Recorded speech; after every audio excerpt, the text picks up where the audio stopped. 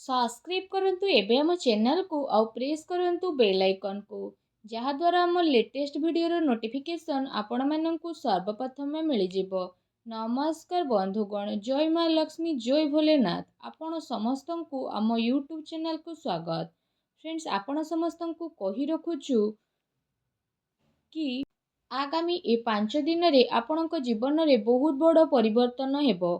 आगामी 2, 3, 4, 5 तारिख रे आपणक जीवन रे महापरिवर्तन आसीबो एवं गुप्त खजाना आपणक पई खोली जिवो। एमिति काहीकि मु कहूची, एहार कारण कोन अटे? फ्रेंड्स, सबु इन्फॉर्मेशन आपणक ए वीडियो रे मु कहिबी। बहुत समय पर ए समय आपणक जीवन रे आसीछि। ए समयर लाभ उठेबा आपण समस्तनक पई बहुत बड़ दायित्व अटे। आपण समस्तनकु अलर्ट होई जिबा दरकार। ए समय अवधि रे जदि हमें कहिबा आपणक पई शुभ परिवर्तन नै कि ही आसीबो। ए जो परिवर्तन हेबो एहा आपणक जीवन पई बहुत ही अधिक निर्णयपूर्ण हेबो। आपणक दुख को दूर करिबार हेबो और आपणक पीड़ारु दूर करिबाकू पड़िबो। काहीकि ना माँ लक्ष्मी आपणक घर को आसीबा पई जाउछंती। जो कारण पई आपणक जीवन रे खुशी नै आसीबे, गोटे नुआ उत्साह आपणक मध्य प्राप्त हेबो। आपण समस्तंकु जणा रहिछि कि माँ लक्ष्मींकर कृपा जो घरे रही थाए सेठी धन दौलतर केबे कमी होई न थाए। आउ तांको घरे सब बेले खुशी ही खुशी रही कि थाए। फ्रेंड्स, जदि कहिबा आपण समस्तंकु इन्फॉर्मेशन जदि देबी, माता लक्ष्मी आपणक घर को आसीबा पई बाहरी सेरिछंती। तो जदि कहिबा फ्रेंड्स, माँ लक्ष्मी को केवल आपणकु जानिबार दरकार। जदि आपण ताको जानिबारी टिके भी भूल करिवे तो आपणकु ध्यान रखिबाकू पड़िबो। ए समय अवधि रे अर्थात 5 दिन रे माता लक्ष्मी केबे भी आपणक घरे प्रवेश करि नेबे। आउ जदि कहिबा आपणकु सतर्क मध्य रहिबाकू पड़िबो, कारण को आपणकु एमिति किछि भूल करिबार नाही जहाकू देखिकी स्वयं माँ लक्ष्मी पुणी थरे पळेबे। तो आपण जिंदगी भर धन पई असुविधा भोग करिवे नाही। आपणक घरे शुभ शांति बनिकी ही रहिबो, ना खुशी बनिकी रहिबो। फ्रेंड्स, जदि आपण मानकू इन्फॉर्मेशन आमे दब तो दुनिया रे नारीर शक्ति होई थाए। केउ नारी माँ लक्ष्मींकर स्वरूप होई थांती, तो आउ किछि नारी जदि कहिबा केते निजर घर को बनिकी अर्थात जोड़िकी रखती, तो किछि महिला निजर घर को भांगी मध्य देई थांती। फ्रेंड्स, किए केते भल कर्म करती तो आउ केते लोक माने भूल कर्म करि थांती। किंतु आपण समस्तंकु एठी कहि रखिबी कि सफलता सेही मानंकु मिली थाए जो माने सत्य मार्ग रे ही चली थांती, सबु बेले समयर सह चलिबा पई शिखि थांती। आउ सबु मुश्किल रे सेमाने समस्तंकर साथ देकी ही चलती। तो एमिति लोकंकु ही भगवान शीघ्र ही तांको लक्ष्य रे पहुंचीबा पई चेष्टा करती।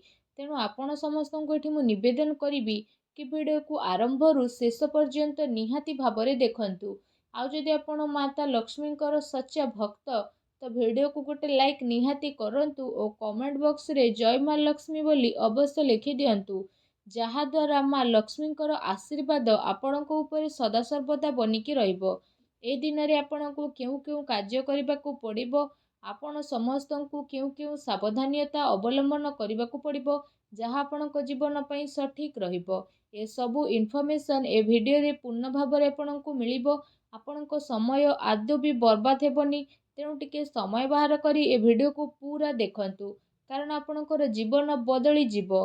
आपण समस्तंकु एठी मु कहिबाकू चाहिबी कि सबु बेले घरे सफा सुतरा बनेइकी रखंतु। जेते सफा सुतरा घर आपणकर रहिबो, माँ लक्ष्मी तांको घर को ही प्रवेश करिवे। जदि घरे अपरिष्कार रहिबो तो केबे भी माँ लक्ष्मी आपणको घर को आसीबेनी। सबु बेले आपण हसिकी रुहंतु, कारण बहु को, पत्नी को, झियो को कोन कहा जाई थाए कि घरर लक्ष्मी।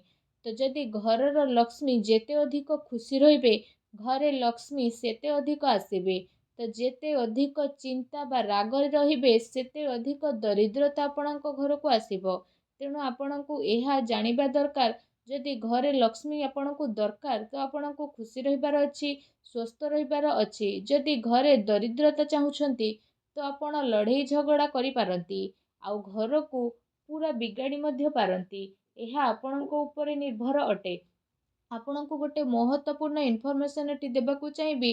ଆପଣଙ୍କ ଘରେ ଯଦି ବହୁତ ଅଧିକ ଆର୍ଥିକ ଅସୁବିଧା ହେଉଛି, ପଇସାର ପ୍ରୋବ୍ଲେମ୍ ରହିଛି, ତ ଯଦି କହିବା ଆପଣଙ୍କର ଦ୍ୱାର ଯେବେ ନିର୍ଧନ ବ୍ୟକ୍ତି କିଏ ଆସୁଛନ୍ତି ତ ତାର ସହାୟତା ନିହାତି ଭାବରେ କରନ୍ତୁ।